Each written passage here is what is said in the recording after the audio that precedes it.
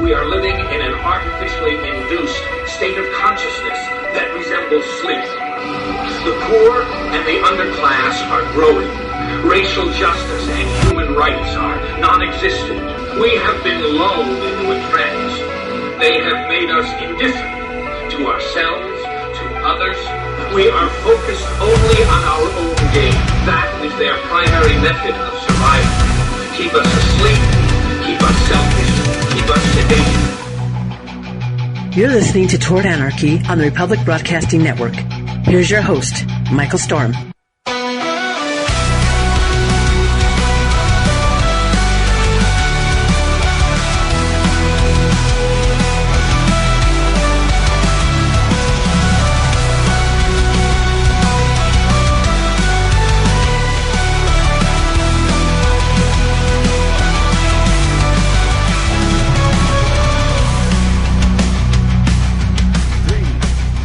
Here we go, Toward Anarchy. Thank you so much for tuning in. I'm Michael Storm. It's Saturday night. It's prime time. We're worldwide here on the Republic Broadcasting Network. You can find me on Facebook, X, and Instagram at Toward Anarchy. And wherever you're listening, wherever you're hearing it at, please just take a second, take a quick moment to click that little like button, smash it, pound it, get down on it, whatever it takes, please. It only takes just a moment to show how much you appreciate what we do here, what I do here, and it's really appreciated. It's really noticed. It's a fantastic thing, and the feedback is the same. It works both ways. Realize that when I see it, it makes me happy, and know that making me happy makes you happy, right? That's how it works. You smile.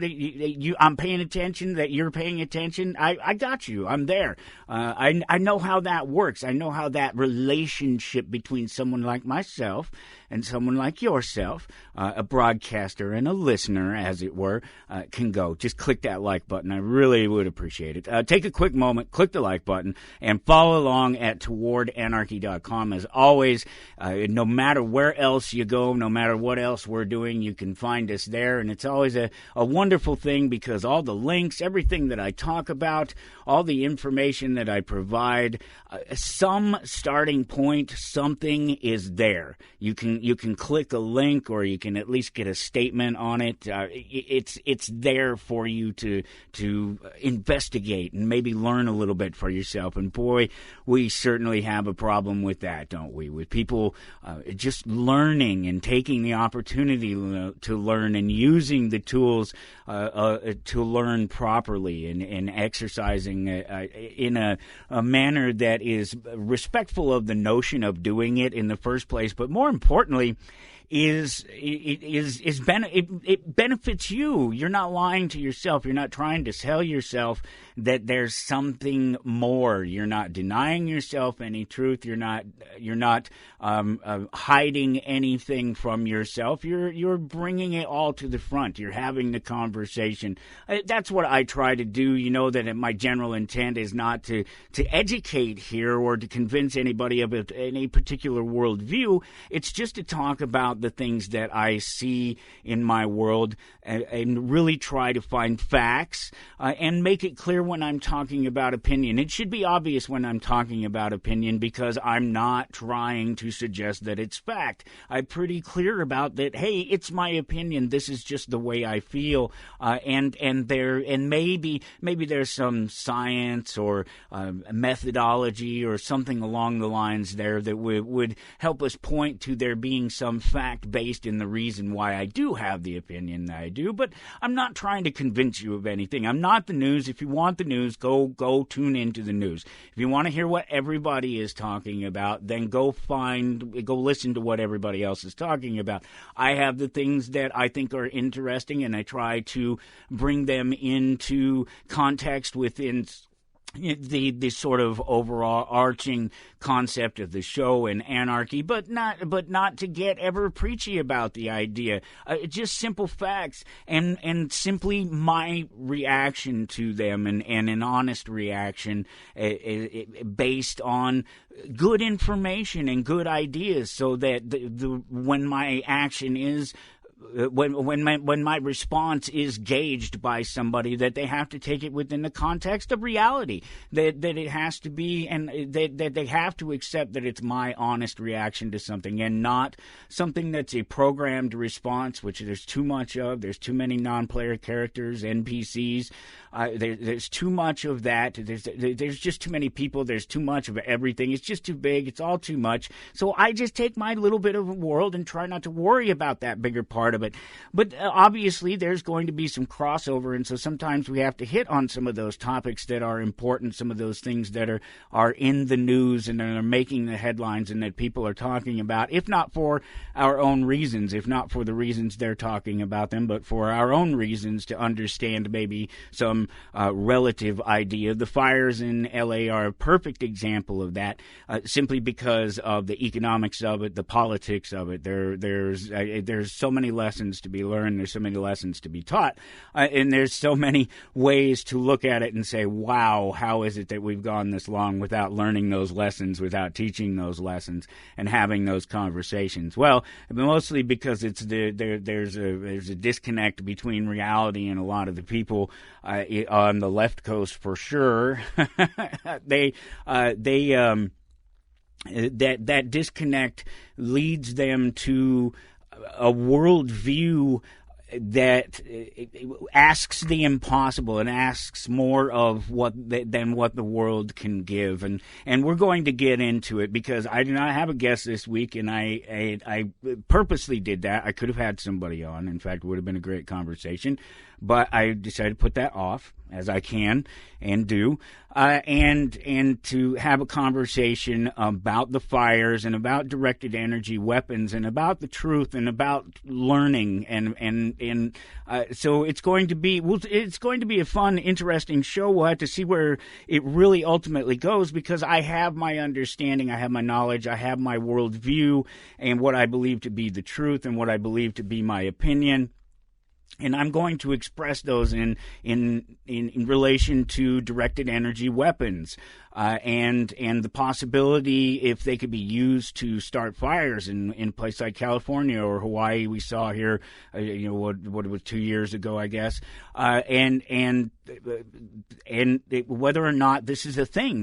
Do we live in a time where this is a thing? Is this something that is actually happening? Is there any truth to blue painted buildings and all that? We're going to get into all of that, and I will give you my position, my understanding on all of those, and you just have to take it for what it is. If you want to understand it better, that's going to be the other part of the conversation, where I convince you to get up off your fat ass and go do the research yourself, because I'm so sick and tired of people sharing the same easily dismissed information from one place to another, whether it's across social media or out the lips when you're having a real world conversation. And because I'm not a basement troll, even though I am broadcasting from the basement right now, but I also have a studio over here and thousands of dollars in comic books, and this isn't just me hanging out in the basement without any worldview or without any concept of the things that I talk about, that running a business, collectibles, how collectibles relate to economics within the market and digital assets, and there's reasons why I have the conversations that I do. I'm not just a basement troll. I'm somebody who's lived a lot of different lives in a lot of different places, and has always maintained himself, and has always been who he is, and has always made it a point to go out and find out the important information instead of just sit back and let the information come to me. So many people already do this. It's painful to watch, and we'll get into the whole topic of it. And like I said, I don't know where it's going to go, but we have other things before we get there. We have the entire 2 hours, but we have a couple of things that we have to talk about before we get there. One, please support the network, republicbroadcasting.org. It's very simple. Just click that donate button over there on the left-hand side, and a few clicks after that, you are donating on a regular basis. You're donating a one-time basis, any amount you feel is appropriate. And if you don't want to do the digital thing, call 1-800-724-2719, extension 3, I believe. It doesn't state that there on the website, on the screen, if you happen to be watching on the Rumble feed. The number, either way, it'll get you there. Just ask whoever you talk to, and they'll get you to the right place. You can also visit shoprbn.com, of course. That's the win-win, where you support the advertisers who advertise on the network, and they realize that it works and that it brings them business, and so they believe it's a quality opportunity and investment for them, so they invest some more. And it keeps us going, and it's all thanks to you. It really, the network wouldn't be here. I wouldn't be here. This show, and maybe that's not a good thing to say. Maybe I should leave that part out.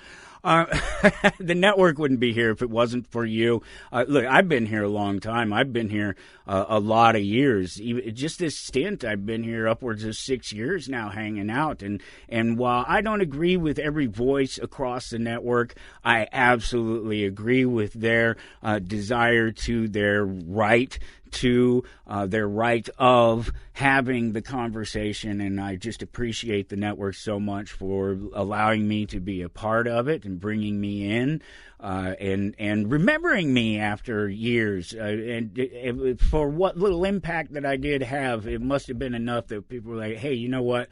We got to go find this guy and get him back out there and see, he's a voice we want to have.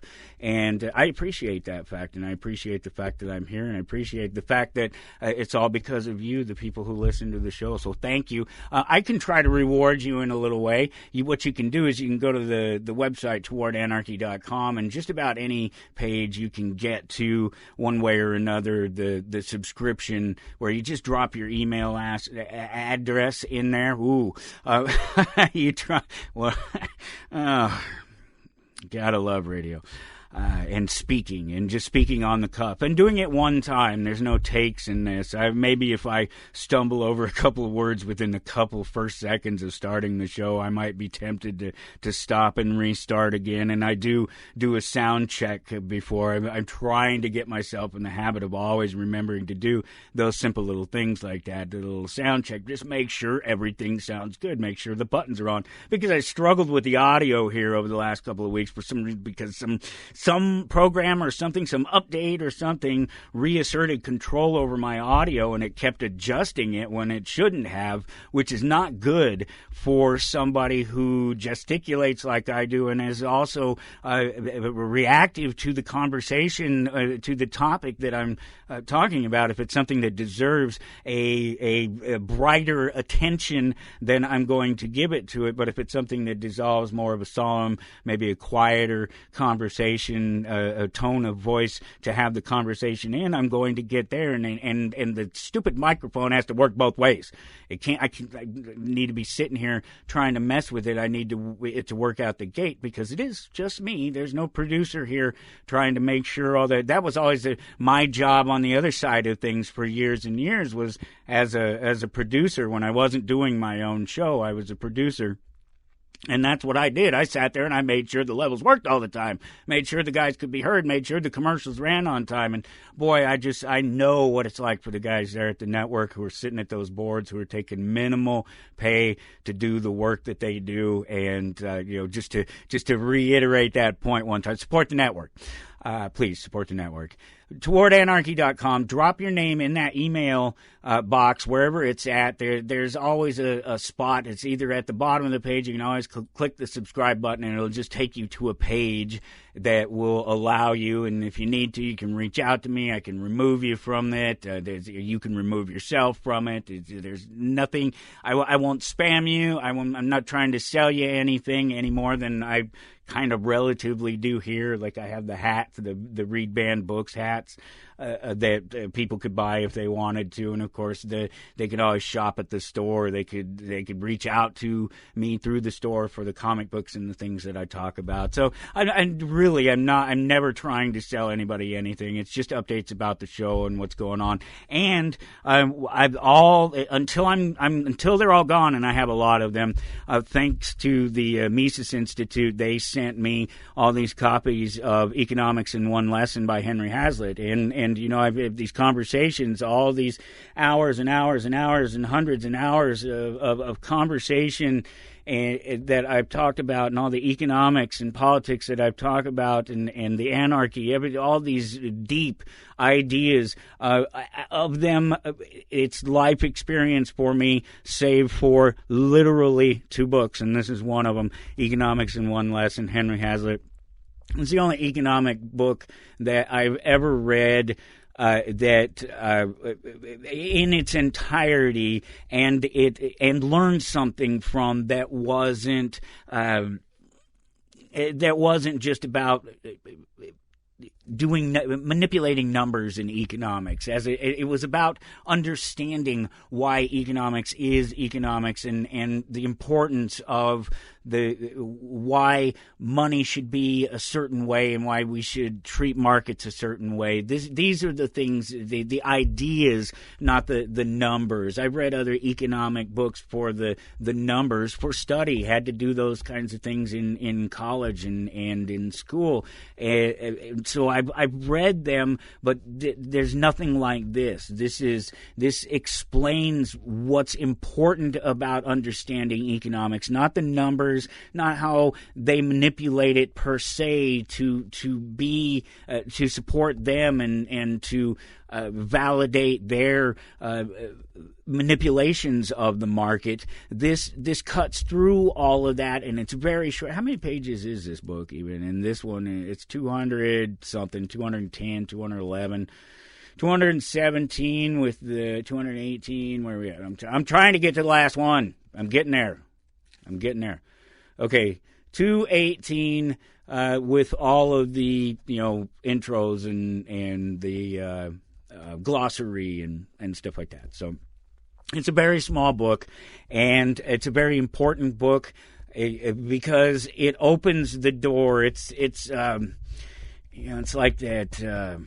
It's that gateway. There you go. That's the word I'm looking for. It's a gateway. It's a portal to a larger understanding of reality and why people will and how people will manipulate reality. And then the other book, if you're wondering, was The Law. Also a very tiny book. These are the only 2 complete documents that weren't just a letter or something along those lines that I have ever read that have any influence on my economic or political understandings other than the numbers. That's an entirely different thing, and I don't spend a lot of time on those because those numbers are all about using those numbers to explain why a particular thing exists instead of just accepting that there's a base reason why in economics certain things happen, and the same with the law, why things should be a certain way, and why politics and it doesn't matter to the law, shouldn't matter to the law, shouldn't make any difference to the law, because the law should be about men resolving conflicts between men and providing recompense for damages to people, real world damages, things that can be proven and shown to have been damaged, property and people. These are real, serious, actual things that have all been manipulated and thrown in there with politics and kind of ruined. So that's why we talk about these things. That's why we have these conversations. And I will give a copy of Economics in One Lesson every month to a new subscriber. The long story short. TowardAnarchy.com. It's 2503. It's the 3rd episode of 2025, and I had to talk about directed energy weapons, and we're going to dive into that. But the first thing we have to talk about is Anarchist reacts to Behemoth from Dark Horse Comics. It's written by Grant Sputori. I'm not exactly sure. I didn't look him up in the comic book pronunciation guide. There is such a thing. There is a guide. I think do I have the link up here? Let's see. I'll pull it up. Let's see if the link is up here. Let's see, where are you? Comic Book Industry Name Pronunciation Guide. Yeah, there it is. The comic book industry name. Yeah, it's great because you can actually go there and look up Charles Soule. I had him on last week, right? Charles Soule. It's Soule. It's Soule. It's a little bit of maybe French, and it's Soule. That's how it's pronounced. I like Soule or something like that, but it's nothing that special. It's just Chuck Soule. But yeah, I didn't go and look up that particular name. I don't even know if that name is necessarily up there. It was just something I came across not too long ago because there are some funky names in the comic book industry. Anarchist reacts to Behemoth from Dark Horse Comics. It's written by Grant Spatore, and I didn't know who he was, and so I went and looked him up, and it was interesting because this story is kind of a Godzilla type of story, and I was remiss to use that language when I initially set out to talk about it after reading it, but then I went and looked up Grant, and I found out who he is. He's an Australian film director and producer, and he's best known for a movie that was on Netflix. It came out in 2019. It was called I Am Mother, and I never watched it, but I do know what the movie is. It was about a sort of AI, intelligent robot thing that took over as a daycare, watching the children kind of thing, someone to care for them around the house, a maid. It's a story that's been done in different ways in different places in different times throughout the world, but and that's maybe why I didn't necessarily watch it, because I kind of already get it. Immediately, I remember seeing the commercial for it initially, and the first thing that flashed into my mind was Futurama, and there's an episode of Futurama where they're showing off the new technology and the new robots, and so they go and they wander around the place. It's like the E3 or something like that of the future. And they're wandering around in it, and one of the things that's on display is the robotic mother that cares for the babies, and it's just this behemoth. While we're on the topic of a robot, and it just has these nasty teeth, and it speaks in a voice like this: "I am your mother. I will care for you." And the baby's just nice and happy there, with the bottle in its mouth. And that was the image that first popped into my head. But I went and looked him up, and I said, "Wow, okay, that's fantastic." And then they said, "Hey, oh, by the way, he's set to direct the next Monsterverse film in 2027, I guess is what it'll be. The sixth one, maybe it's not the next one. I would have to sit there and count them. I haven't done it. But that's all the current run of the Godzilla movies, the Godzilla and King Kong movies, and that universe right there. He's set to direct the sixth one coming up here. And I thought that was kind of neat. And so then I wasn't afraid to use the Godzilla comparison, because obviously he's a kaiju guy. Kaiju, the Japanese word for the sort of giant beast or beast monster or something along those lines. And there's no real description of what a kaiju is, but Godzilla is a kaiju. For lack of a better comparison, I guess, all the guys. Well, Ultraman, well respected. Many of the monsters fought in Ultraman. Those are kaiju. But the Power Rangers, the monsters that were fought by the Power Rangers were they're kaiju.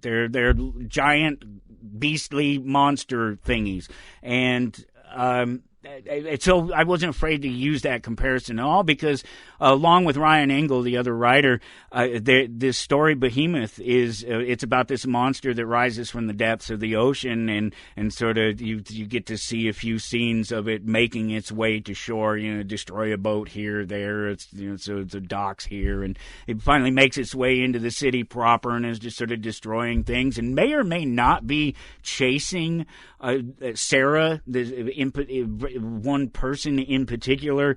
Sarah jumps on a bus after running around doing a number of different things where she was out of the danger and sort of brought herself back into the danger, and She jumps on a bus, and they're all trying to get out of the city, and it's being destroyed, and water's coming in, and it's the whole Godzilla scene, and the whole kaiju scene, really, and she jumps on the bus, and they're trying to take off, and the behemoth catches up with the bus, and it swallows them, and that's basically the end of the first issue right there. And so apparently they're going to have to battle. She wakes up there, where are we? And it's because you watched the bus get swallowed. You can be pretty sure that they're inside the kaiju, this giant behemoth. And apparently he's really, really big because it's something of an entire world, perhaps, down there. We don't know yet because, again, the book ends right there. But it was a great little read. Plenty of story to go along with some of those big sweeping, the big scene kind of thing at the end where you see the bus open in this cavernous space and they're just kind of wondering where they are to fill in the story. But we really don't know who the protagonists are at this yet. Other than Sarah, she's an obvious one, but there are other people on the bus, and apparently there are other people that have been swallowed up too, and so who knows, possibly some of the people that we run into. There's an initial encounter at the beginning of the story with another girl, and this girl, I don't. There may be something special about her. I don't know, or maybe I'm just reading too much into it, and she's just responding to what she's seeing on the sort of the screens that she's looking at as they track they use the sonar to track the whatever it is that's coming up, and they sort of see one thing, but she's like, no, I'm talking about the other thing, and so maybe she's in there, maybe there's some other people, and there was a gigantic other vessel apparently that gets swallowed, or we don't know. That's the beauty of the way they painted the first issue. There's the tagline that sort of gives you the idea that they're inside this behemoth and they're swallowed up, and they're going to have to figure out how to survive and try to get their way out, fight their way out of it, I guess. But that doesn't really tell you about it doesn't tell you anything more than the story tells you, and so it's a great a hook. Not even just we're inside the beast kind of thing, a Jonah tale, but the entire notion that there's this bigger world and potential in there, and we've only just tapped it. We've only just scraped the surface of it, and it's a great way to keep an interest in from one comic book to another. I can think of a few others that do that really well. Something is Killing the Children. That's one that does that really well. Tells just enough story, paints just enough really big pictures to give you a view of a much larger world within the story that's being told, and hope for a larger world and a bigger story, because what's a kaiju story? They've been done before. What's it going to be? Is it going to be bigger than that? Is it going to be grand? Is it going to be something I haven't seen before? I don't recall in any of the Godzilla stories. Now, mind you, I'm certain I have not seen them all. Certainly have not read them all. That people have been swallowed before and had to live inside Godzilla, and I don't know that that's been done. I don't know that that's a storyline. So maybe that's the very sharp new aspect of this, but the story in and of itself was enough to get my interest and to keep my interest and get me to want to pick up the next issue. And that's the point, right? When you're doing serialized stories like this, is how much of the story can you tell at a time to keep people coming back to it, especially people who get distracted really easily, like myself and other comic book readers and persons who partake of probably what some people would consider to be too much information, especially external information, that stuff on the outside that doesn't really matter so much, entertainment, things like that. I would argue that I'm far from it. In fact, the things that are entertaining and interesting to me don't even make the top. They don't make the list, let alone the top of the list of things that other people, the sports and the entertainment celebrityism, the actual following of celebrities, not their content, not the things that they've created and the art that they've created. If it can be called that at all, I will continue picking up Behemoth until they tell me it's over, or until I get tired of reading it, just like I do anything. And I hope that they will keep my attention on it. I got my fingers crossed. You just never know, man. You never know. There's so many things that start out strong. Comic books, it's not unusual for them. I've said this before, to fall off by issue 2 or 3 even. Certainly the readership does, so that indicates that whatever was special about the first couple of issues, whatever got people's attention, whether it was collectability potential or whether it was readability potential, and I would argue that readability potential would drive the following it for a couple of issues and then falling off if the story's not going where you think it's going. It's just, it's interesting to try to compare comic books to the serialization of streamed content, where there's such a problem with the way that they stream content that people have too much time in between episodes. It's the same with comic books, to critique and to overanalyze the story as it is so far without getting to the rest of the story. And so it's incumbent upon the creators in these books to keep the attention of the reader from one issue to the next. There were a couple other books that I read this week. I read quite a few books this week trying to decide what I was actually going to show, because it's just a really good week for some number ones. There was another Dark Horse book, Shadow of the Golden Crane, which is a Hellboy story, and I'm a Hellboy fan. I liked all of the Hellboy stories that I've read so far, and I've read quite a few of them along the way, and I've seen all the movies. I just recently watched the most recent movie, and I thought it was really good, and it's another one of those ones that unless you're a comic book fan, kind of like Joker 2, unless you get it, you may not like it, because it's not what you saw it should be the first time when you saw, particularly the big screen appearance of Hellboy and the popularity of the first 2 movies that they did, and then they followed up with cartoons. And I read Zootopia. There's a first issue of it coming out, and it's just a Disney book, but it's on Dynamite, and I have a lot of respect for Dynamite, which brings me to the next topic. I have a lot of respect for Dynamite. Dynamite is an independent publisher. They've been around 20 years or so, doing their thing, and they paid a lot of respect to properties. They've done a lot of the Thundercats and Highlander, Connor McLeod, and other properties over the years, and they tend to treat them with a lot of respect. And then they have other properties like Purgatory. There was a new Purgatory book out this week, and I don't know because it's not something that I've read over the years. I think that it's something of a reboot or a retelling of the original story. So I was really excited when I read it and saw that I'm getting to see a sort of origin story of the Purgatory character herself. So that was really neat. So that next part of that topic was that Dynamite and other independent publishers are in danger right now, as much as it can be, because Diamond announced here just this week. When I say Diamond, if you're not a comic book person, you may not know who Diamond is. It's Diamond Comic Books Distributors. The comics distributor, Diamond Comics Distributors, and they distribute comic books, and they've had a stranglehold on the industry up until a few years ago, since the 90s. And it's been a point of contention for many people. Diamond. When you say Diamond in circles of comic book circles, everybody knows who you're talking about.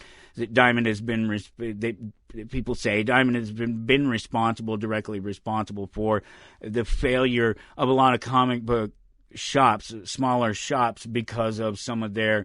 Because of the monopoly they held on the industry. Ultimately, it's unfortunate, because somebody like Diamond is a really good example the best and worst of commercialization and of creative endeavors, something like art, something like a comic book, where it's art across the board, images, the writing, all of it, the marketing of it, the presenting of it. It's all very artistic in its presentation, and Diamond makes a very good example of the best and worst of it, because they love the industry and they love comic books, but they also love to make money on it, and they want to protect it, and they want to put they held it hostage for a long time, gatekeepers, and not allowing people to get in there and have the conversations, and be a part of all of it, from top to bottom, the distribution of comic books all around the world. And so it was a long time coming. When a couple of years back, it was at COVID, and Diamond was failing, and so Marvel took the opportunity to break away. DC broke away. They all eventually, I think Image finally did here. You can still get all the books through them, but they're a secondary distributor to the main distributors for DC and Marvel and Image now. And so there's only a handful. There's Dynamite, there's Boom. I'm trying to think of a couple of the others. Zenoscope, I suppose, except Zenoscope you can buy direct. There's a number, other independent. This is why it's bad. It's not a big deal for the industry. A lot of people are, oh, this is terrible, this is horrible for the industry. And I can tell you, as a comic book shop owner and a full service comic book shop at that, that they're not, that it's not a disaster for the industry. It's a disaster for some people who haven't been paying attention over the last couple of years, realizing that this was coming. Diamond filed for Chapter 11 bankruptcy, or is filing for Chapter 11 bankruptcy. They've already sold off Alliance Games, which is one of the 3 or so big distributors of board games, card games, action figures, anything related to pop culture, gaming, Alliance, Dungeons and Dragons, you name it. Well, no, that's not true, because you have to go to some other places. It's up until the last few years, both the gaming industry and the comic book industry, and it's been expressed in these Gamergate and comic book gate debacles. These dust ups about the inclusiveness and excluding. Well, I'll tell you what hasn't been inclusive is the overall inclusion of good economics into the distribution system for these things, and somebody like Diamond, who had bad blood, developed bad blood over the years. Nobody's going to have a lot of sympathy for them collapsing, because they made it harder for other people to do and enjoy the business of comic books over the years. Unnecessarily harmful, trying to protect their interests and gatekeeping the industry in general, not just themselves, but the industry in general. And it's claimed to be, and it is to some extent, out of a love for the industry, a love for comic books and the creators and the people who read them. But the truth is that the best thing for comic book creators and the people who read them is for there to be an open, honest market that isn't manipulated by one organization monopolizing the distribution of comic books to the point where they could set price points that if you don't buy X amount of comic books in a month, that you can't maintain an account with them, and so you can't get the Marvel, the DC, the big books, the stuff that people were really reading, and certainly that is easily. The money is more easily spent on them. So there are a whole bunch of independent comic books that come out every single week. And I'm sure that in total they, especially with the trim down across the board from the big guys trying to cut their loss leaders off, really just getting rid of them, the independents there's more independent titles, but it's harder to sell them because they don't have the market space, they don't have the conversation, they don't have, multi-billion-dollar corporations, for good or for bad, in the distribution chain, in the creation chain, in deciding these things that can take losses, that can take big losses, and they can justify putting out things that don't make money. Other people can't do that. Other distributors, other publishers, other creators, they can't do that. They don't have that luxury. And so they while the independents are going to ultimately outweigh what those guys do, they just have a bigger impact across the board. And if you can't get them, you can't open a comic book shop. If you're not carrying Marvel, you're not going to sell a lot of comic books. If you're not carrying DC, you're going to sell even less comic books.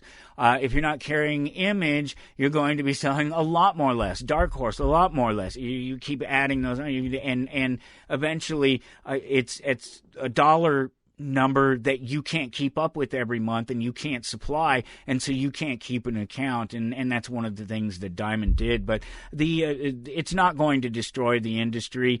I, as a full service shop, I can tell you that myself and only a couple of other customers that I have in this little town, ultimately, where it's hard to reel in and keep customers. It's already tough to do it, to get regular readers to come in and buy comic books every single week when they're released.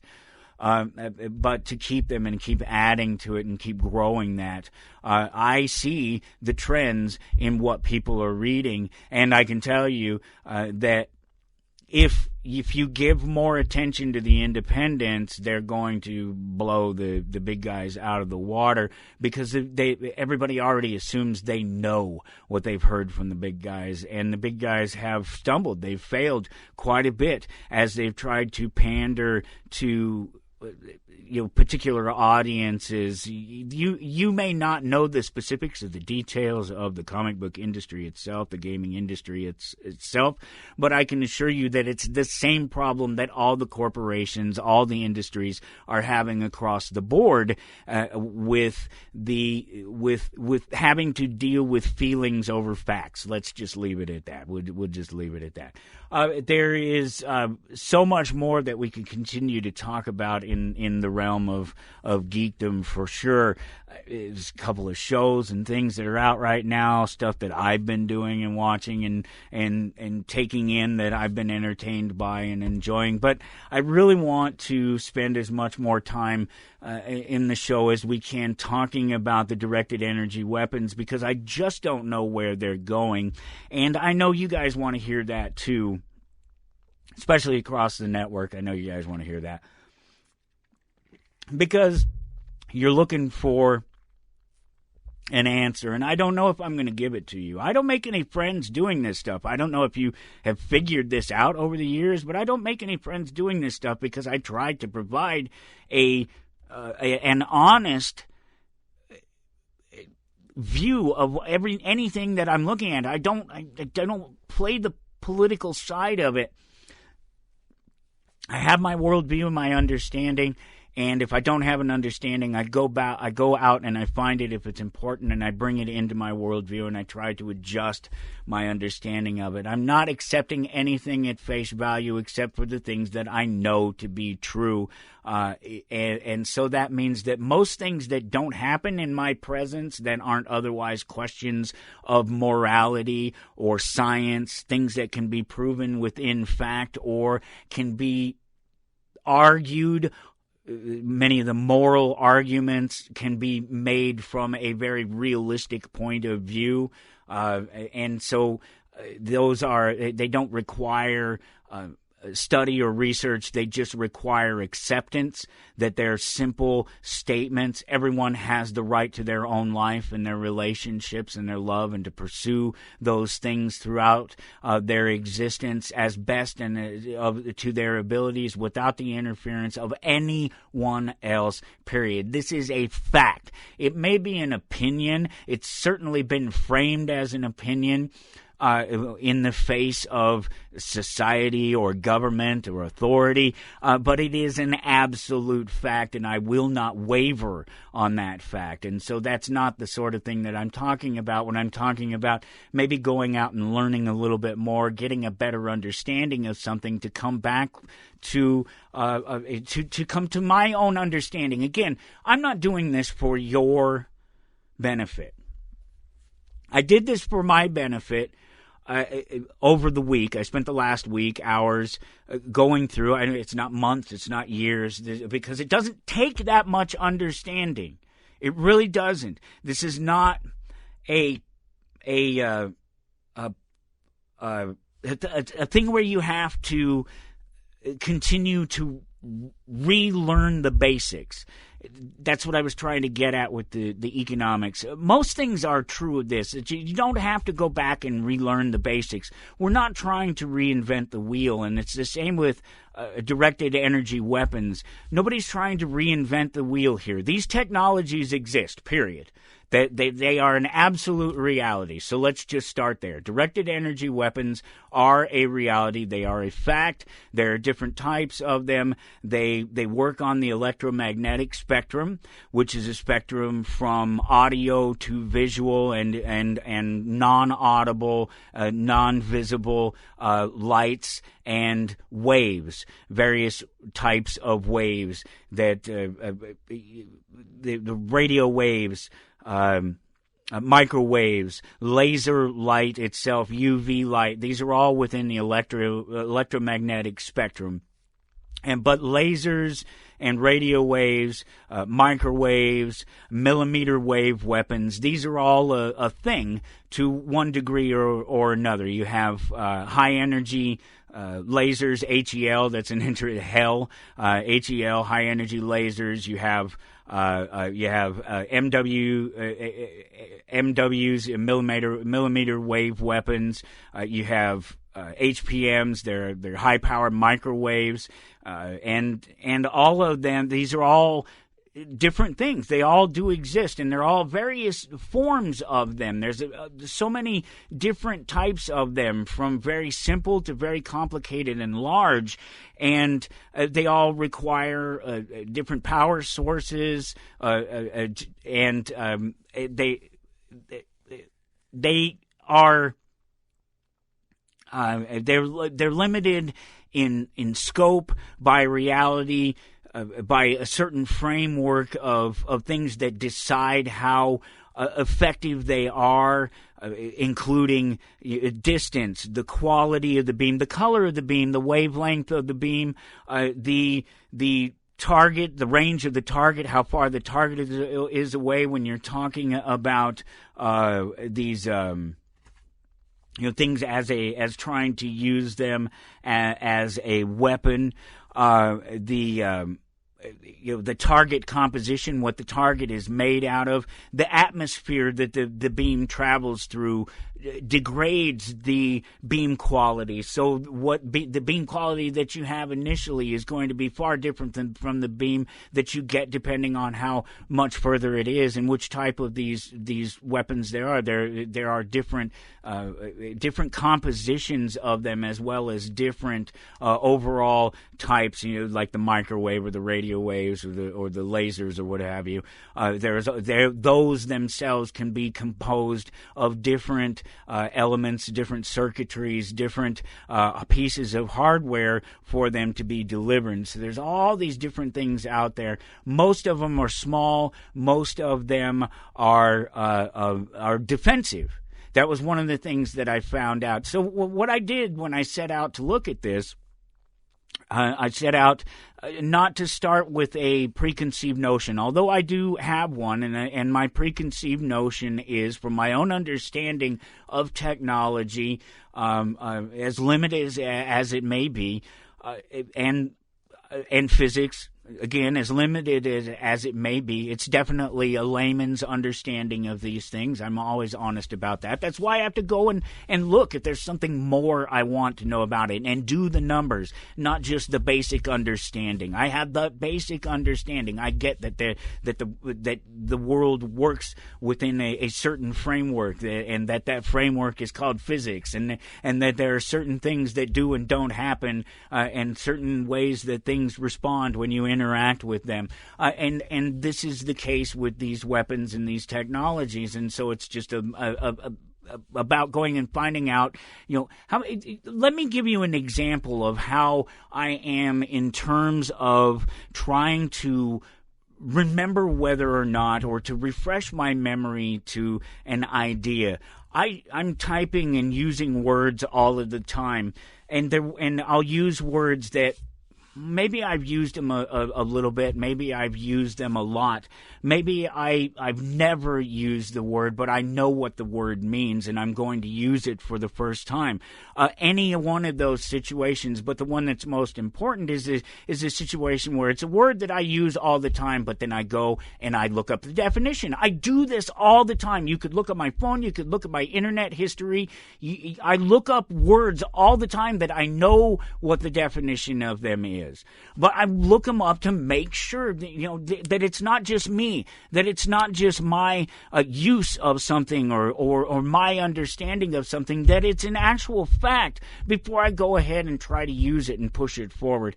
I do it all the time, and so I do that with the information that I understand too. Vaccines, I don't know why I don't want to get flagged. I just had another video tagged and ripped down, and no, you don't get to know. We're not telling you why. It's just because you said something about me. I'm sure it's the other day when I just went off on vaccines and the notions of vaccine science, and I don't want this one to get pulled, so I'm not going to say anything specifically. But I go back and I look at my information over and over again, and I just update. 9/11 was another one where I went back and I said, all right, well, when 9/11 first happened, I had this notion, and there was all this commotion and all these ideas flying around at the time about what it was and who it was and why it happened and what events led up to it, and so I go back and I look, and maybe it's a year later, or 5 years later, or 10 years later. It's been decades in the offering and my understanding of these things, almost 30 years now. And going back and looking and just trying to refresh my memory. Do I understand it the way I believe I understand it? Has anything changed since then? Is there new information, real new information? Is there anything that's going to change what I believed from then? Has somebody come up with anything new? And when it comes down to it, is it important? The new thing that has come up, is it important? Does it contradict something that existed before? Does it change anything fundamentally? Because somebody is always claiming something new.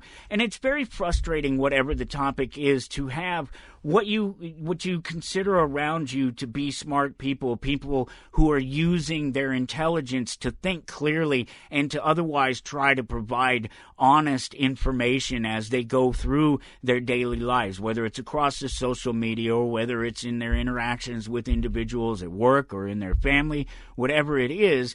And they try, and you think they're smart, and you want them to be as honest as completely possible, and for them to understand that when you're in the middle of something, that there's just not much else you can do to stop what you're doing and make a change and help them on their way.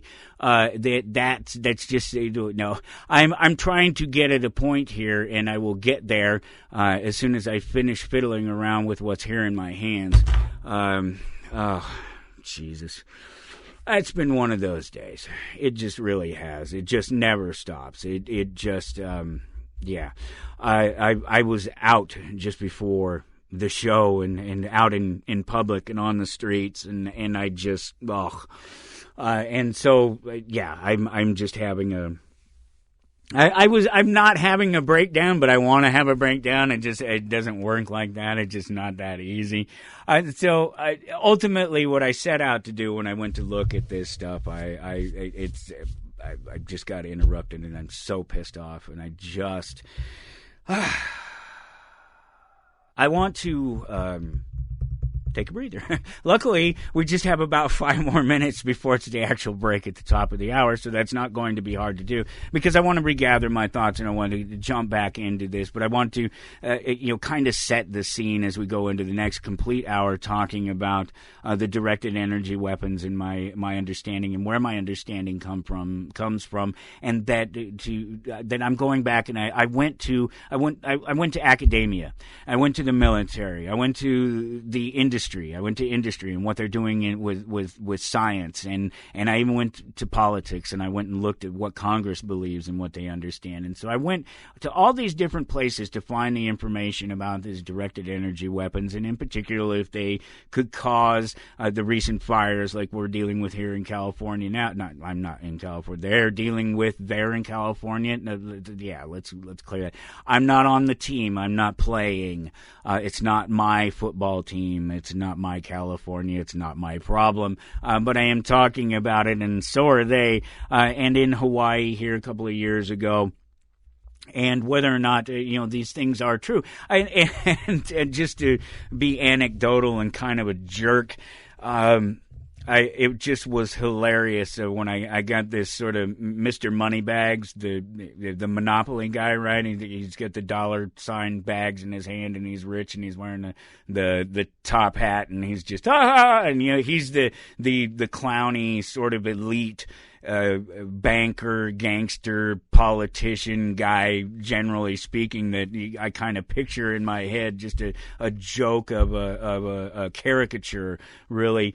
And that was the first impression that I got that I received in looking at this idea that the color blue would foil his plans. The murderous elite Mr. Moneybags, with all of his money and technology and access to everything in the world, foiled again by the color blue, consarn it.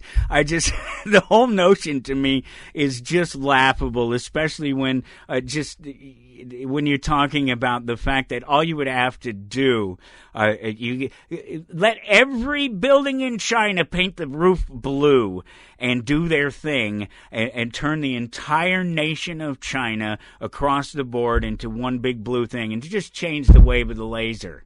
That's all you would have to do. That's with the weapon, whichever type of weapon you're going with. Oh, yeah, gosh, there's only 2 minutes before we go to the break, so I can't do any more. Here, let's do a quote. This is a great quote, talking about the fires. It's only part of it. I'll give you the full quote when we come back from the break, because it fits in with everything else that we're talking about. You don't fight the fire on the day it happens. You fight it beforehand with diligent and constant prevention efforts.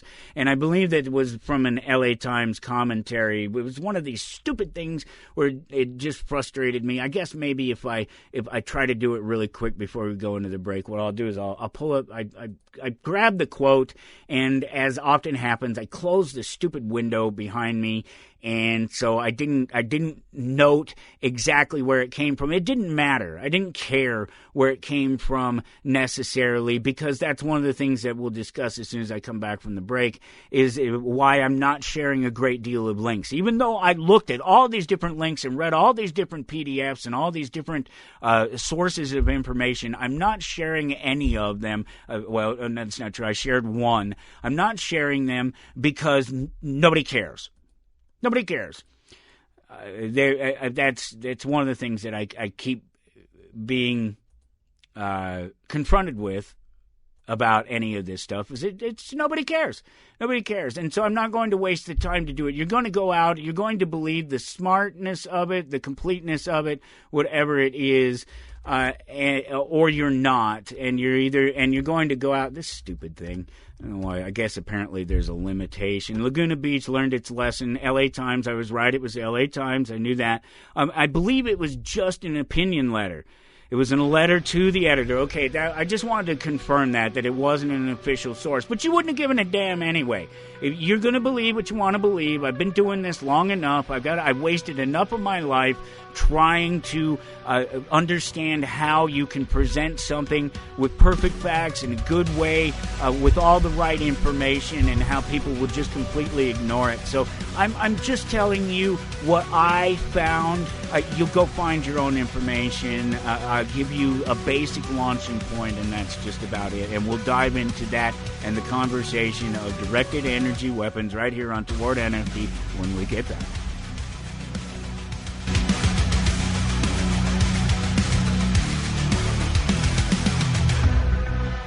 You're listening to Toward Anarchy.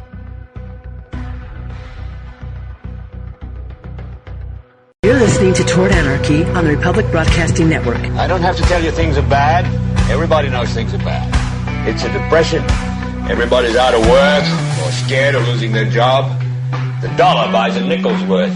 Banks are going bust. Shopkeepers keep a gun under the counter. Punks are running wild in the street, and there's nobody anywhere who seems to know what to do, and there's no end to it. We know things are bad, worse than bad. They're crazy. The air is unfit to breathe. Our food is unfit to eat. I don't want you to protest. I don't want you to riot. I don't want you to write to your congressman because I wouldn't know what to tell you to write. I don't know what to do about the depression and the inflation and the Russians and the crying in the street. All I know is that first, you've got to get mad. You've got to say, I'm a human being. My life has value.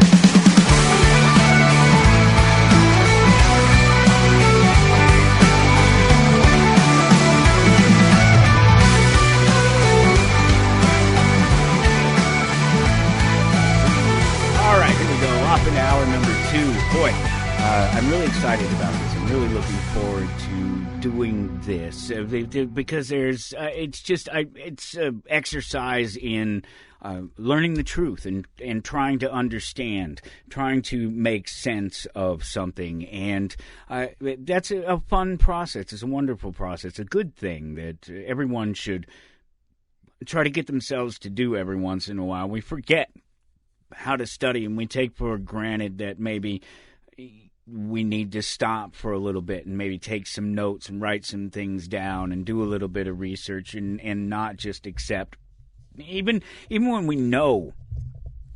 You know, that's what I was saying just a little bit ago. And so going back and looking again to decide whether or not you still understand something the way you understood it back then, when you looked at it back then, the last time you had that conversation. So go to towardanarchy.com. It's episode 2503. We're talking about directed energy weapons, and that means we have to talk about fire. I did provide some links. The link up there for Behemoth from Dark Horse Comics, a interesting story.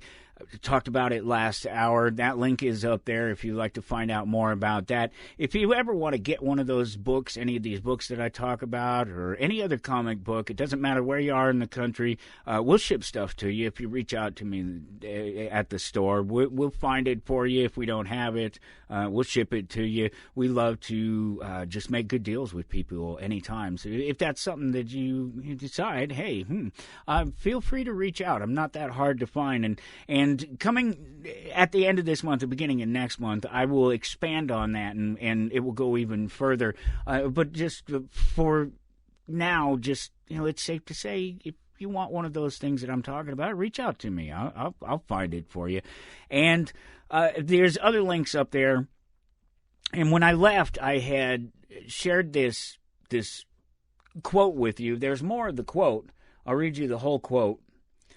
You don't fight the fire on the day it happens. You fight it beforehand with diligent and constant prevention efforts. This includes constant fuel modification of the native brush adjacent to our developed areas and the hardening of homes, businesses, and landscaping to become more fire resistant. That was the entire quote, and I just wanted that because this was just from somebody who was commenting to the editor of the LA Times when they're talking about the California fires now, but they were talking about something that had happened a number of years ago, and they had learned their lesson from it, and they've changed the way they're managing things, and theoretically that's a good thing because the first thing we're going to find out is that government is largely to blame for the wildfires because of the sort of political issues that have to come first. All of these political considerations that are based on these social policies that have been adopted by extreme leftist states like California, and so safety and common sense are like in 8th and 9th place compared to following after DEI and social justice and trying to make somebody happy as opposed to being just prepared. I said it when we first mentioned the fires last week. I said that I agreed with the mayor in the basic premise, and anybody else who's walking around with this basic premise that they're saying that this pointing the finger and the blame and this, that, and the other thing, it's all a moot point when the fires are happening or when any fire happens, because it doesn't matter. You cannot prepare for this. You cannot be prepared enough for this. There is never enough preparation for this. There will never be enough firefighters, even if you have to use prison labor. There will never be enough water as long as you can't use ultimately salt water because otherwise there'd be plenty of water. You just dip and splash, but you just can't do that. And that's like with the fire retardants. That's not something that you spray on vegetation. That's something that you put on roads and on bridges when you don't want those things to catch on fire. It's not something you put around water. You don't want that crap getting into the water supply as much any more than it does when you have to use it. And so there's these restrictions and limitations on the things that they can do and use to fight fires, and there's just never going to be enough. It doesn't matter if you have serious mismanagement, good mismanagement, minor mismanagement, or good management. It doesn't matter. Nothing is ever going to prepare you for something as crazy as this, because there's just no way to prepare for it. You fight the fire beforehand. You do the due diligence and you make the constant prevention efforts. Fires burn because of the low-lying, particularly the forest fires. There's brush and grass. That's what burns. That's what fuels a fire. Trees tend to be wet. They're wet on the inside, so they don't burn really well. And if you understand the science of fire, you realize that a tree will not burn completely if it doesn't, especially a wet tree. A wet tree in the ground will not burn completely, and it will not burn all the way up to the top because of the very basic science of fire. Heat rises, and so fires want to burn up.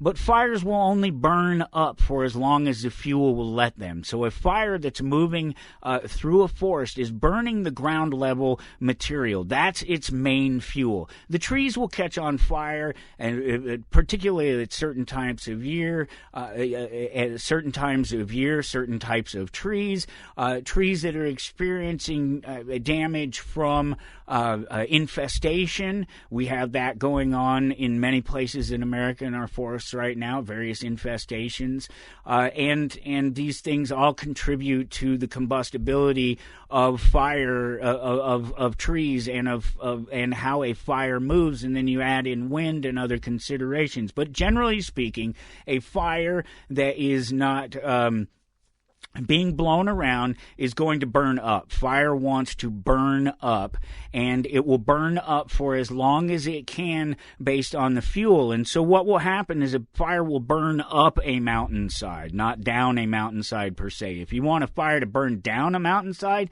it pretty much has to be pushed down a mountainside. That's why it works to create fire breaks down mountainsides, because they know that fires will burn up, and it's because heat rises. And what happens is that the fuel of the fire that is burning through the brush and through the grass, it burns out, and it burns out fairly fast. But if it burns long enough, it can catch the trees on fire depending on how dry they are on the outside and on the inside. And what happens is, when they burn up, and why you'll see trees that don't get burned on the top, or only half the tree burns or something like that, is because the fuel ran out before the tree would catch on fire. This happens all the time. This is a very understood a phenomenon where the trees don't burn because ultimately they're wet, and the fuel that feeds the fire burns out. The fire is blown out, put out, whatever, and it moves along before it has a chance to completely burn that thing down. And that's not the case of houses that have wood in them, which are most houses. The wood is dry, and it's also like dry. It's been pressure treated. It's had all the water squeezed out of it to make it extremely dry and extremely strong. That's the point of doing it. And so they're going to burn, and there's no resistance from a wetness inside them, and they're just going to burn, and they're going to burn up. And what happens with the fire, the reason it burns up is because the heat is rising, and so if the fuel around at the base of the trees and the base of the forest line is sufficient enough to burn long enough to cause the heat, to cause the tree to dry out, then the tree will burn too.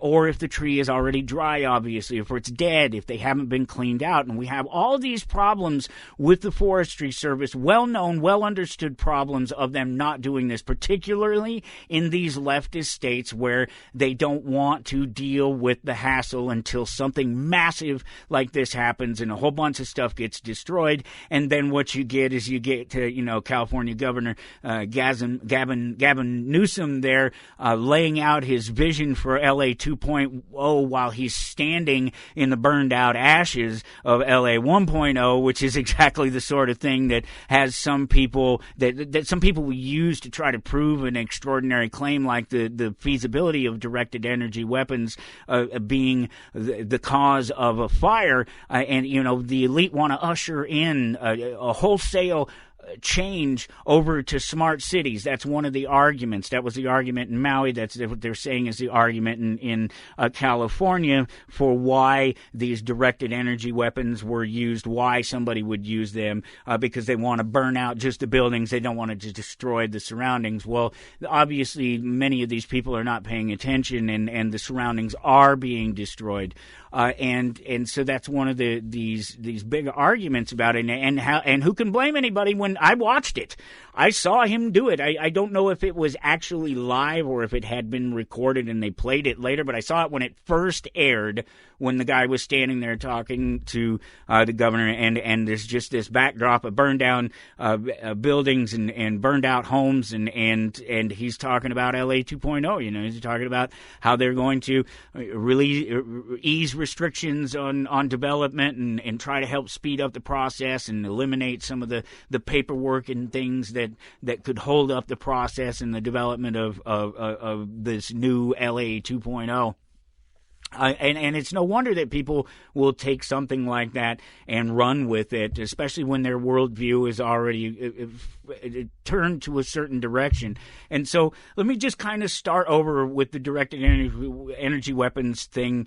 I said some of this in the last hour, but I want to roll right through the whole thing as I'm trying to keep it straight in my head, and I'll get to what the government does with them and what they're doing with them and what they have done with them. I'll get to all of these other parts of the conversation, but we are talking about in general the fires and what's going on with the fires, because there are these claims that these fires are set on purpose with generally the purpose of ushering in these smart cities and to do it quickly, because there's all these problems and restrictions with development and the way things have been set up, and I just don't understand necessarily why. I think with any of these things, I often find that it's the reason why we're being told that they would do these things that really causes me to question them, not whether or not they can be done. Again,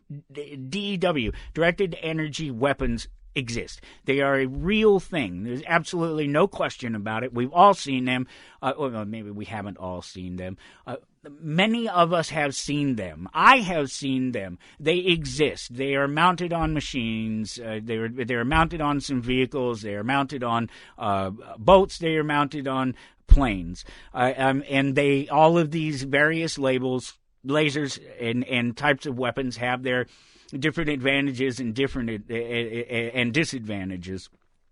But it's all about them being used specifically from space, in particular, being used from space to start fires, to create havoc, to cause problems with things. And so that's kind of where we will concentrate, and we'll keep coming back to the science of fires and how they work, and why they will burn some things and why they won't burn other things. And I covered that in general, and I think that's going to be the enough of it. But if it keeps coming up as I'm talking, I'll try to reiterate any other thing that I know. I just have a handful of notes to just kind of remind me of different words and phrases and things like that, or a specific topic. But I don't have anything in front of me that is all encompassing of the information that I'm trying to relay.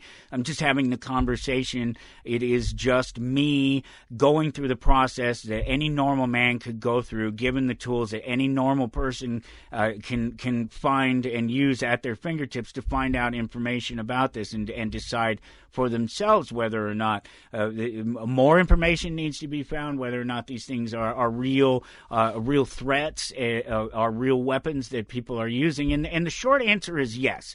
The military is using, all branches of the military are using them. They're electromagnetic spectrum weapons, laser light, microwave, radio waves, and there's millimeter waves as well. And it's all about the power, the deadliness of them, if you will. And there's an equation for that. And that equation is the amount of energy that can be released over time. So there has to be a concentrated beam, and it has to be over a period of time to do what it's going to do. And those times vary depending on what the effort is that's attempting to be made in the weaponry. And most of the military weaponry in all of the branches of the military that we're told about, that normal people have access to information. I'm not going to sit here and tell you that it's impossible, that there's no way that these things are happening, that there's no way our government is involved in it, because I can't know that. I can only go with known information. You can make an assumption that there are all these dark forces and shadow government and elites and all these things that have all these technologies and all this money and all this power and influence, and that they have done things, set up things, have the power to set up things, have the tools, the utility, whatever, to set things in action, to bring about their change and their new world order as they see it. I'm not denying any of these things exist, but I'm looking at the technology and what we understand about it and what the average person should be able to understand about it. I'm not pretending like I'm an insider. I'm not pretending like I have information that I can't have, and I'm not pretending that I can't, that other people can't have information that I don't have, or that information doesn't exist. I'm just going to tell you what I believe to be the facts in the case of the question of directed energy weapons. Now, there was one in particular link that I found that I did share, and it was because it was the last thing that I found after having looked through dozens of articles and PDFs from all different sources. Again, it was academia, it was industry, it was Congress. I went to look at some different congressional records, different applications in science in the military. I looked in all of those places and to try to find the information and to see what jived and what didn't. And I found this link afterward. And the only reason I shared it after going through this whole thing about saying that I'm not sharing any of the links because you won't care, is because it was just a general overview for somebody and a general statement about somebody who claims to be a defense expert. I don't know. They claim to be a defense expert. They did an article for The Conversation, which it itself claims to be independent. It claims to have no political affiliation. It claims to be, everything that you want a news source, an information source to be. So I'm just accepting at face value that these things are true. If they are not, sorry. I don't know of any other than spending a whole bunch of time trying to vet a bunch of other bits of information about the people who presented the information as opposed to the viability of the information itself, which would be a whole huge waste of time. There's no way that I can know that. That's all I'm just trying to get the point across that I am just simply going with available information and facts, and trying to make an assessment from them. And I believe that you can do that in the real world, because it's not that big of a secret. It's kind of hard to hide, it's big things, and when you're talking about lasers from space, you're talking about huge. That's as big as it gets, because you don't understand the power that's required to drive a beam 500 plus miles through atmosphere, through the atmosphere, through all the things that are in the atmosphere, all the dust, the particles, the clouds, all this stuff. All these things factor into whether a beam by the time it gets to its target is viable to be able to do damage, and damage being almost the last thing on the list when you look at what the government is doing. So these are the guys that we want to know about, right? The military-industrial complex and what they're doing with it. First, the biggest thing that they're trying to do with lasers and directed energy, just DE, not weapons per se, directed energy, is to be able to transfer energy from one place to another wirelessly. That's the biggest push in understanding of DE, is trying to get energy from one place to another without wires, not necessarily for destructive purposes. And that's actually even reflected in the military mission when you're talking about directed energy weapons and what it is that they're looking at in terms of what they can do in the battlefield and on the battlefield. Their sort of motto is deny, degrade, damage, and destroy, and it's in that order. It's deny first, degrade second, damage, destroy third, and fourth. Sometimes degrade and damage are sort of tied together because they're really, really, really close. But part of the idea, this is the claim from the weapon from space, right, is that it's to get rid of what you don't want and not everything else. That's always the claim of some of these super weapons, is that they're so perfect, they're so targeted that they never have casualties, that everything is perfect except for exactly what they want to be destroyed. I'm not talking about human lives. But in some cases they are. So there's deny, and so that's defensive, right? Deny is defensive. It's very limited destruction. They don't want any damage, really. It's about just being able to. It's like an EMP, small bursts of electromagnetic energy that disrupts a vehicle or a device for a period of time, makes it have to restart or reset or makes it crash, something like that. So if you fire something like that at a group of drones that are coming at you, the drones all hiccup and they crash and they fall out of the sky. That's most of the defensive, that's most of the laser weapons that the military across the board is looking at, is basically that same thing. Can you stop vehicles electronically from a distance? The next thing would be to degrade the ability of the vehicle to start back up or to be used, the weapon, whatever it is, to be used again, that technology, that drone, whatever it is, to be used again. You degrade the system to the point where they can't use it again, at least while you're in your mission and you're doing what you're trying to do. And then so then you get to damage. And damage and destroy. And damage and destroy are obviously what they are. Those are the last things they're looking at. And I will explain to you why they're the last things that they're looking at, because they're the hardest things to do. They're the hardest things to use these directed energy weapons for.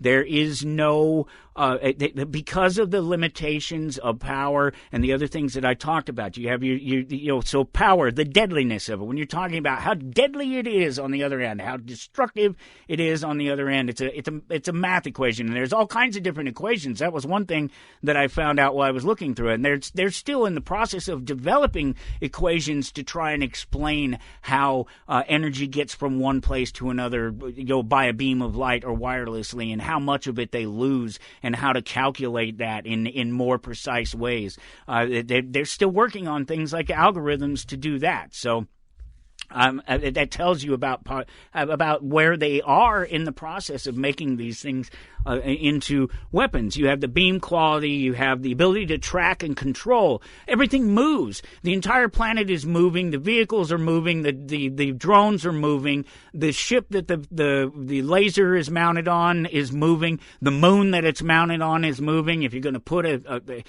put a stationary laser, which is what you would have to have one that was that you could continually use. If you put a stationary laser in space, you could only use it at certain points, at certain times of day, in certain places because of the rotation and the inability to move the laser. And that's the only viable permanent stationary laser that you could have because of the ability to charge and recharge them and to give the energy that is needed.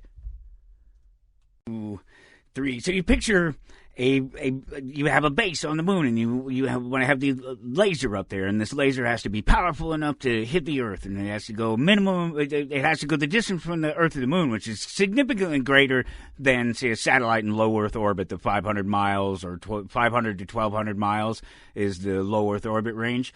It's so significantly greater than that. Let's just say it's a little bigger distance, and you have it set up there. And the reason you have it set up there is because of the constant power supply. One of the things that are appealing to the military about the electromagnetic spectrum weapons is they're fast. The speed in which they approach things, especially with hypersonic missile concerns these days. No ammo for them. There's unlimited ammo supply, theoretically. They're quiet, so they're great for stealth approaches, and they're precise, of course, and the cost of them, particularly in regard to ammo, and so the only consideration is power and how many times you can use it, how much you can use, how much power you can generate in the limited number of uses you have from your power source. If you're mobile, obviously it has to be some sort of battery source. If you're detached from the ground, basically it has to be some battery source. If you're out on a boat, if you're in a plane, if you're on the moon, at least if you're on the moon, you could build a factory. You could do something along those lines, something that could constant supply of energy to it. It's my understanding that none of those things exist. And again, with the moon only facing one part of the Earth at any one given time, and not all of it ever, really, it would be pretty tough to use directed energy weapons that were mounted on the moon. So now you have to talk about space, and you have to talk about the various orbits and all of the debris, the things that are in space, which you had to talk about again, to begin with when you're shooting from the moon to anything down there. You just if you're at all confused about how hard it would be, how much power it requires, and how much of it, we talked about that power connection and how deadly it is by the time it gets to its force, and that's that energy over time. So it's the amount of energy that you can concentrate in one space over a relatively a short period of time, because again, everything is theoretically moving. If you're lucky, you have relatively stationary targets, but even if you're shooting at the Earth, it's moving. If you're shooting at the Earth from anywhere, it's moving. It's moving away from you at pretty great speeds, actually, and those speeds become more important the further you're away, because the longer it takes. But the speed of light, that it reduces some of that. So that's where the precision comes in and the ability to track and control the range of that target, the distance that I keep mentioning, that is just so great. And I could give you particular numbers and types of lasers and the technology that there are, but suffice it to say that those things aren't going to change the ultimate results of what we're talking about here until they get better. And I'm not saying that it won't ever be that way, and I'm not saying that it can't be. With the technology that we have right now and our own understanding of things and our own ability to just get into space and be able to build things and put things up there, let alone power them, let alone massively power them to a point where they can make a weapon. Okay, so let's say it's not space. It's a crazy undertaking that even the richest guy in the world couldn't pull off a rocket launch yesterday. He put a ship into space yesterday, and they caught the booster on the way back down. That was all really cool and neat. And then I watched them fumble around for another 5 minutes or more before the pieces of the ship itself started to fall back into the atmosphere. And try to basically not admit that the reason they lost contact with it was because it blew up for some reason, and I don't know if they have a reason yet or not. So I'm telling you that we are probably not there. That's my assessment of the general assessment of the ability, particularly of directed energy weapons from space. Now, there are ship-mounted, there have been ship-mounted, who knows what exactly they might have now, and they've had limited success with them, but almost all of the successes within the military applications have been on the defensive side. It was from the 90s up until about 2010 or so, there was a 747 that they had mounted with various different lasers, probably 6 different lasers at various times over that period, and half a dozen of them, but the laser themselves were like the size of a car, and the batteries ridiculously so. So much larger than that, and having to the lack of precision for something like that. So that's the sort of initial, and they were on a 747, big ass planes, not little planes. These little planes, as far as mounting powerful lasers to small troop vehicles, planes, things like that, is really never going to happen because the power supply, it's just not that we don't have that ability until we get crystal generated power supplies, something along that, or the ability to use directed energy to transfer energy from one place to another without the massive losses, without having to create so much more energy from the source to get it to the destination. The size of these things, the batteries, the amount needed to power them. There's the Laws prototype that is, as far as I know, still on small. It could take out small boats. They put one on the USS Ponce. These are sort of things that you would find out if you just went looking about directed energy weapons in general. Just sort of the timeline that we understand that's available to everyone. We know that the majority of the use of the weapons are defensive. They've been relatively successful at damaging small boats with lasers, and of course drone swarms. They're different directed energy weapon types, defensive, to have been successful against drones. And there's different ways that you can try to attack the drones. One of the funny things that I keep coming up against in the conversation about some of these weapons is microwave weapons, and surely that's the microwave weapons that has to have been used from space on like the towers. That's one of the claims there, is the towers, 9/11, and then the fires, and they're looking at the cars and they're saying, well, what could melt the aluminum wheels but not melt the rest of the car? Well, aluminum, it only 650 degrees, 670 degrees. It's under 700.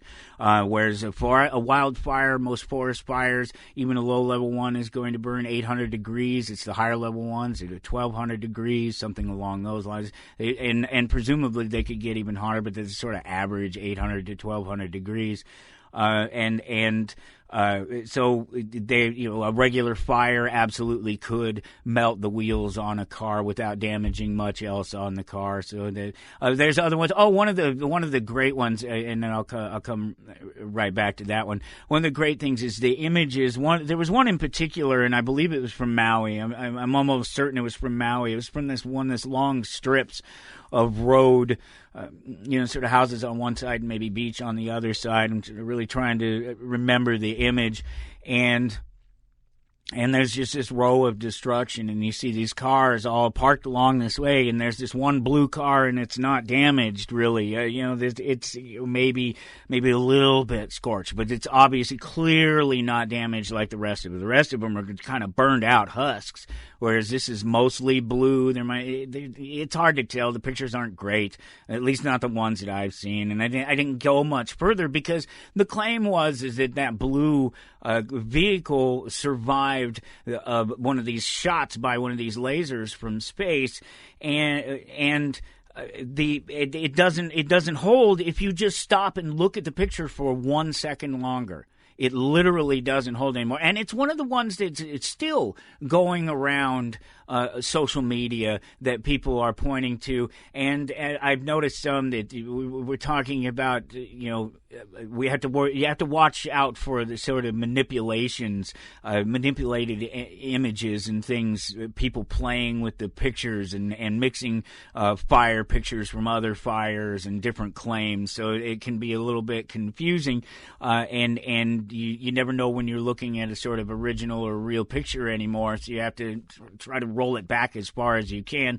As far as I could roll it back, looking at that image, that blue car, there's literally right in front of it. There's actually a couple of images. Maybe they're taken from footage, maybe. So they're just snipped out of video. I'm not certain where they come from at all. It's part of the problem of ever trying to find any of this stuff anymore. Do you know even if you do find it, do you have an original? Do you have one that is of value because it hasn't been altered? Somebody hasn't already snipped it up, cut it up, tried to present it in another way.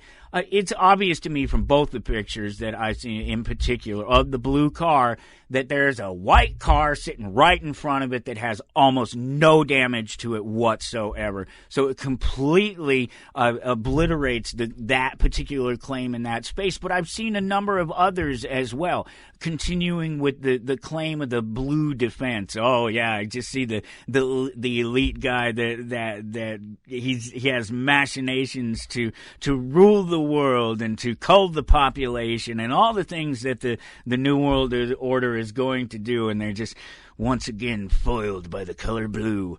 It's just, the whole notion is ridiculous, especially when all you have to do is just change the wave of the weapon. But I've seen other pictures. That's the thing about it. Over the years, I've seen other pictures, and there was blue stuff there before, and the blue stuff was destroyed, and there's a couple of red things, orange things that are still there. It just doesn't hold water if you look beyond the arguments that are already framed to make you accept a particular worldview about these things. I'm not saying that the blue doesn't reflect certain lasers. Of course it does. Every color is going to reflect certain colors of lasers because there's all different colors of lasers. You don't understand how light works if you don't understand that at all. The way light works, the way reflection color works, is when you see a color coming from something, it's actually not that color. I know that's hard for people to understand, but it's literally the other colors. It's not that color. That color is actually being reflected. That light color that's coming in is being reflected back at your eyes. So that thing is literally not that color. We accept it as being that color because it makes more sense for our brains to accept it that way. But the reality is that it's all colors but that color. That's the color that's being reflected back at us. When we paint something, we kind of understand in our own brains that we are painting it that color. We're not. We're actually blocking out that color so that color is reflected back to our eyes. That's the way that works. And so the lasers are going to be the same way. If it can't get through the blue at one a wavelength, it's going to get through it at another wavelength. That's all there is to it. And it's all about the amount of power and time over target. And so these, sort of simple examples of people trying to use small little 1-watt lasers or 5-watt lasers, the kind of things that you can buy that you can cut through thin metal, halfway decent, thick sheets of wood. These are the things that my buddy, Robert, who's been on the show before, he has one of these little laser machines. I've considered buying them for myself to use them to make some of the counters and things that we use for the games, the board games at the store, because we can sell them. They get ridiculous prices for just the little tokens and things to keep track of games, particularly card games that don't necessarily come with the tokens, or they come with the paper ones. And I've thought about using any number of these little printers to be able to do that with, and so it's another example of the technology and what you can do with that, because that's ultimately what we're talking about here. We're talking about the technology and where we are on these things and how they can ultimately affect them and affect us, and what can and can't be used at this point. And so what I started to get at is what most of I talked about how defensively, how almost everything is defensive, and it's from a logical standpoint. I get it. I don't think it's from a standpoint of a conspiracy. Oh, well, they're going to tell you that they want it for defensive reasons because then it makes us look better. No, I think that it's obvious that the reason it's deny, degrade, damage, destroy, why that exists is because that's the order in which it's important, because that's the order in which it's easiest to develop, and that's the order in which it's easiest to deploy.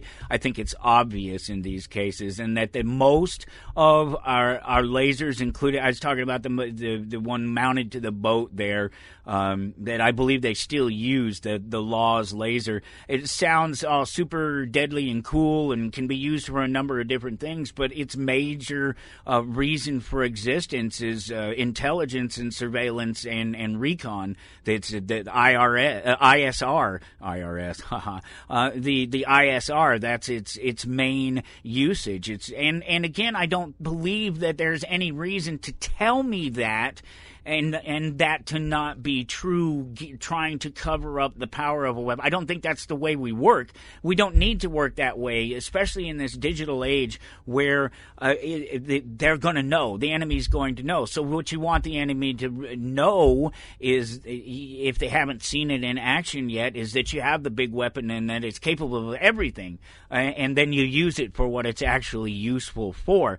And in this case, it's been defensive stuff. And I don't see any reason to suggest that that there's a reason to cover that up. There's no good reason to cover that up. We don't need to cover that up. We don't need to make damage and destruction the final end of those, and the initial, the real end of it not even being included. That you got deny, degrade, damage, destroy. I would put deliver before deny. As I was talking about, the biggest push that they're trying to do, this is across the board. This is in science, this is industry, military, our government, the people at the colleges, the academia. They're all trying to use lasers to transmit power from one place to another. That's the biggest thing. They already know lasers will cut through stuff. It's all about It's all about the amount of power and how long you can keep that power on the target. That's the magical equation. There's nothing special about that. And so that's when you start looking at the rest of the science around providing that power and providing the stability. Those are the things that they all exist, but they don't exist in one place, is what I've been able to come to at this point, at this point of the conversation, in looking at the entirety of the available information that's out there. So again, I'm leaving the prospect that there's information that doesn't exist. I'm suggesting that information would probably be inconsequential, and that the size of an operation required to put a laser that could cause fires from space into space is something people would notice. Somebody somewhere would notice. We would have a whistleblower, and they would be a reliable source. They wouldn't be, we would know, they would be able to prove it. I know that the government gets away with a lot of stuff. I know that the rich people get away with a lot of stuff, but I just gave you an example, a literal example yesterday of them not being able to pull it off. And that's for them to pull off just making the money to be able to fund, to do more things like put lasers in space. So they're still trying to put satellites into space and to communicate and to put people into space and keep them in space without having the equipment fall apart or fall out of the sky. So this idea that we would manage high-tech lasers that need precision and have to go through all of the things that they have to go through to get from space through the atmosphere to the planet and be of a good quality and to be able to affect that target for the effective radiated power of the weapon when it gets there. Oh, that was what I started to say about the microwave. One of the funny conversations that has come up about the microwaves. We already all know how microwaves works. When I talk about a microwave weapon, it's exactly the same weapon as a microwave oven in the terms of the technology it uses. And so we know that what microwaves do is microwaves heat things from the inside, particularly water. When directed at things, they heat them from the inside, and they have to be a fluid. They have to be a water base, something that can boil, something that can cook. And so the idea is you cook the water to heat things. You cook the water inside them to heat things. That's how your microwave works. And so it's basically the same application if you were using a microwave beam to fire it at something. We know a microwave does not cook metal. And so it's interesting. I've had multiple people to me over the years say microwave weapon from space directed at the planet. That's how come the certain things burn and other things don't burn. And the cars are funny because if you catch the right person paying attention, they're not going to bring up cars. They're only going to talk about forest, and they're going to talk about houses. They're going to talk about buildings. They're going to skip the cars because the cars are actually pretty easy to determine how they've been cooked. It really is. It's really easy to determine because metal doesn't cook under microwave, and under laser we know that it has to be at a temperature that would cook everything else around the car. So a melted car, melted pieces around a car, they're going to be things like the aluminum that are far stronger, are not as strong as the thicker metals in the car. If you see a car with outside panels at all, it was probably plastic. It's melted away. It didn't get zapped away. It was on fire. It burned away. And shooting the microwaves from space, so you know that wouldn't cook the car. It would actually cook the trees. It would burn the trees it would actually heat the water inside the trees and cause the trees to burn. So the trees would be gone and the cars would still be there. The cars, the argument that the trees would survive the microwave radiation, an attack like that would melt a car it seems laughable to me because the very basic understanding and usage of microwaves that we have is completely the opposite of using them to cook metal. We already leave a fork in the microwave, it starts to fry and short out because it can't cook the metal. There's a number of things like that they're easily dismissed, and it's unfortunate because I'm not going to fall for it. If it's an important question, I'm going to go look for it. I'm going to find out the answers. And I'm going to accept the Occam's razor version of the explanation that the most likely reason is probably the reason, and that's. And along with that comes Hanlon's razor, right? That's the next thing. It's the never attribute to malice or bad actions or thoughts what you can attribute to ignorance, stupidity, the size of government, the asinine actions of the government that is largely to blame in California and in Maui for the wildfires, for not clearing out the brush, for not clearing out the things that fuel the fire and allow it to travel quickly, let alone any problem with dry trees or sort of natural conditions. And so let's just blame it all on climate change. Let's call it that. That seems to be real convincing. But why didn't we prepare for that? If it is climate change and we have to prepare for a future of more fires and drier woods, why wouldn't we concentrate more on hardening against fire and cleaning out the brush and the underbrush and the grasses that help the fire spread, that are the fires spreading? I explained the science earlier. I won't go back into it again. We still have a little bit of time, and I'm going through my head as I'm sitting here talking through it if there's anything more that I really want to hit on. I had my limited notes, and I'm pretty sure that I've hit on all of those. I'm looking at them, sort of the types of lasers and some of the catchy things like the deny, the degrade, and damage and destroy. And again, I'm still with the idea that delivery should be in front of that, based on my just looking around at what people are trying to figure out what to do with lasers and what they can do with them. The whole adventure has been fun because I'm looking at fires, I'm looking at natural phenomena, and trying to understand exactly is why fires move the way they do. And it's actually really quite simple why fires move the way they do. That's why it's hard for me to accept that some people refuse to accept the way that fire actually does, and that it's a lot like water in terms of it's a path of least resistance thing, particularly when you're talking about the fact that there has to be fuel. Fuel is oxygen and spark and the constant fuel, whatever that fuel is, oxygen or you can keep feeding a fire oxygen and that will keep going, or you can give it other fuel sources, woods, gases, things like that. And so it's a very simple formula when you're talking about how fire works. So how does fire work against particular objects? Well, it doesn't burn through metal unless it gets really, really hot, something of 2,000 degrees or something.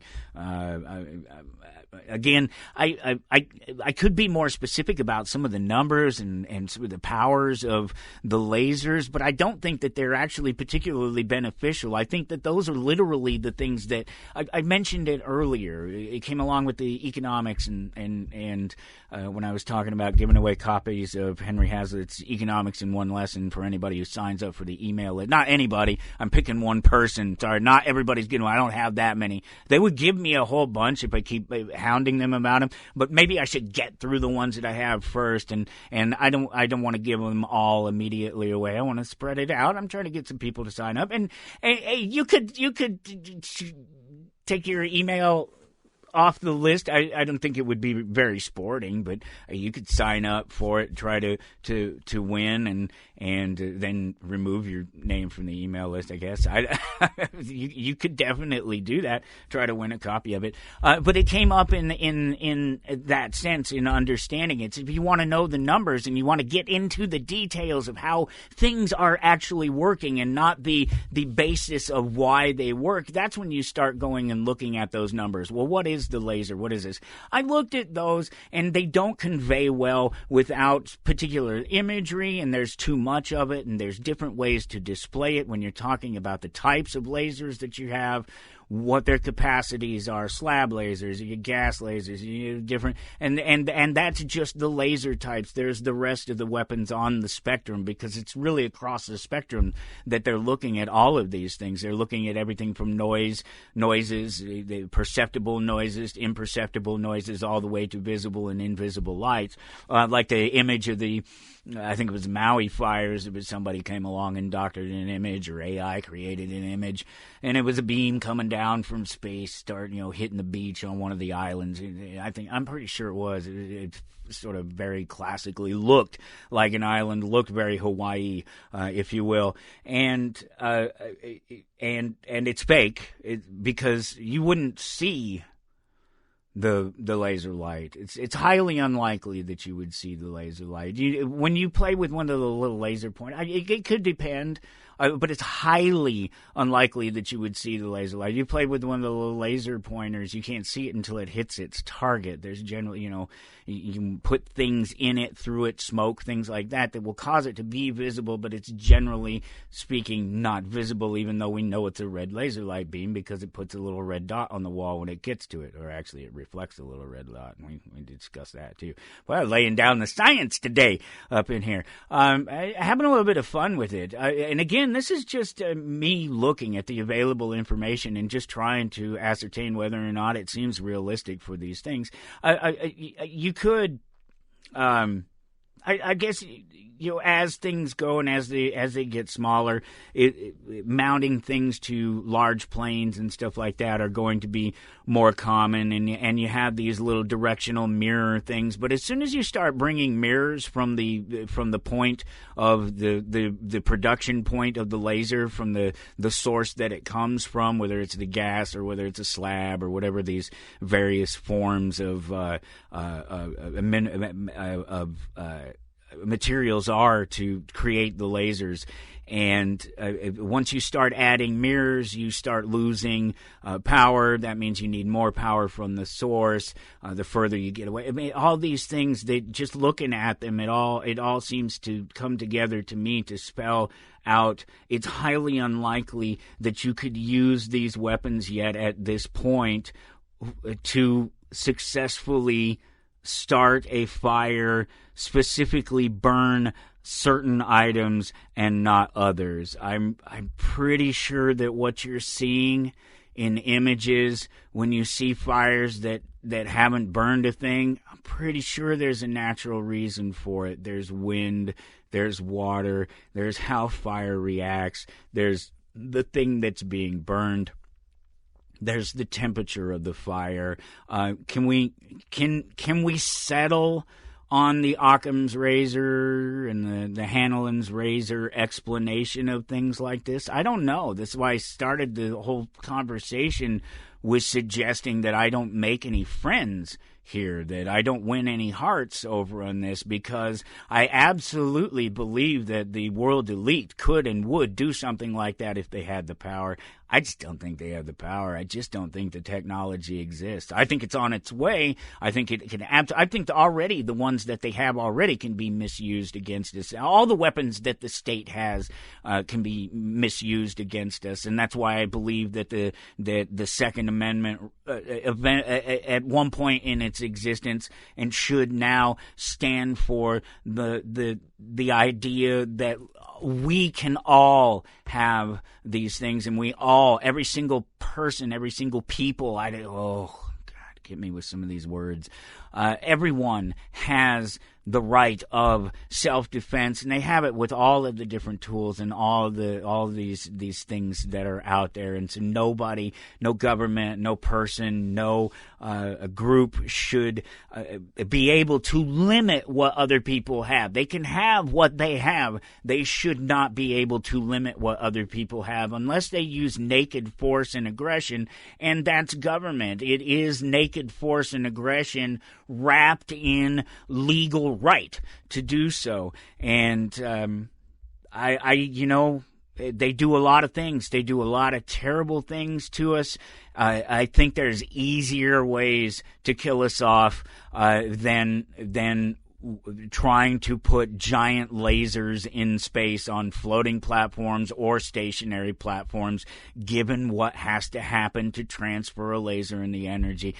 Kinetic weapons are still the focus. You got hypersonic missiles to worry about. Well, one of the great things in defense, the defensive tools that are being developed through directed energy weapons, is ability to affect hypersonic weapons.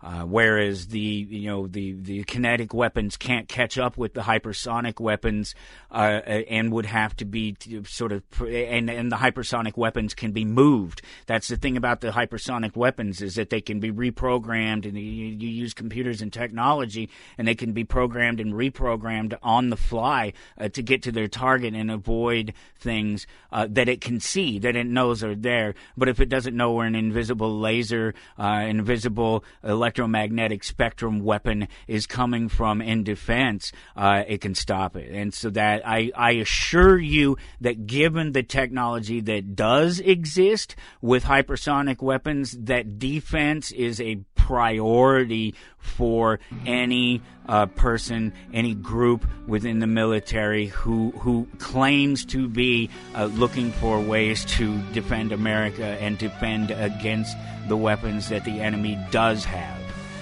Consider that, and again consider, about the rich elite and the world's elite and those guys gathering together and doing things. The richest guy on the planet still has trouble getting rockets into space, getting things into space. Lucky it wasn't manned.